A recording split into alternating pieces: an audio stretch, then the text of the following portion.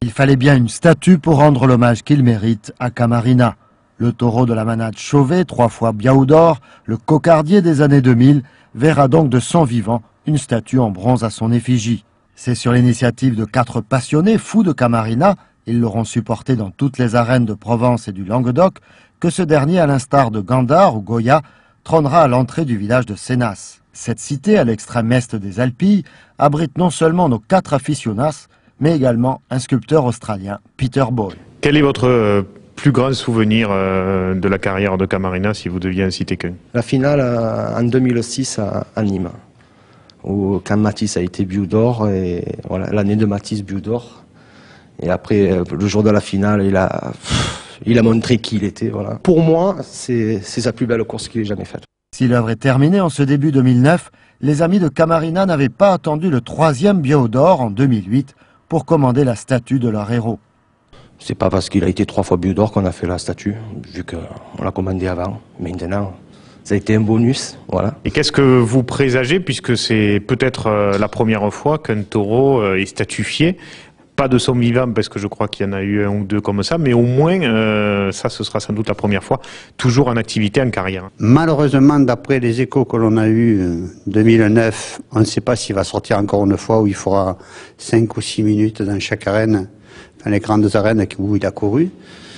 On le regrette fortement, parce que avec la finale qu'il a fait en 2008 à Nîmes, pour nous, c'était un taureau qui pouvait faire encore une saison. Peter Ball, vous êtes le sculpteur et l'artiste qui a réalisé cette statue de Camarina. Comment est-ce qu'un artiste australien se retrouve à réaliser une œuvre sur un taureau camarguais, cocardier? Pour moi, c'était pas le taureau espagnol, c'était un taureau plutôt, et même en parlant les uns des autres, c'est plutôt une grosse vache.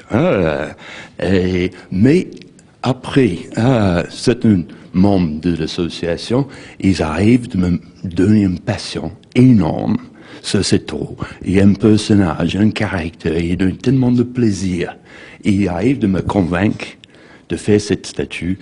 Et tous les 4, tous les 5, il y avait quelque chose à dire pour pas que je loupe cet personnage Camarina. Alors vous êtes parti à partir d'une photo ou c'est simplement à partir de votre imagination? Non, avec plusieurs photos, de placer d'aller le voir, bien entendu, le bête lui-même, voir courir un peu, et donc le vidéo de tout. Ensuite de ça, je fais une petite maquette et que je demande les uns les autres, est-ce que c'était bien Camarina? Ça, c'est exactement 10 semaines, jour par jour, 7 jours par semaine, 10 semaines pour le faire. Donc la statue est en bronze? Elle est en bronze, oui.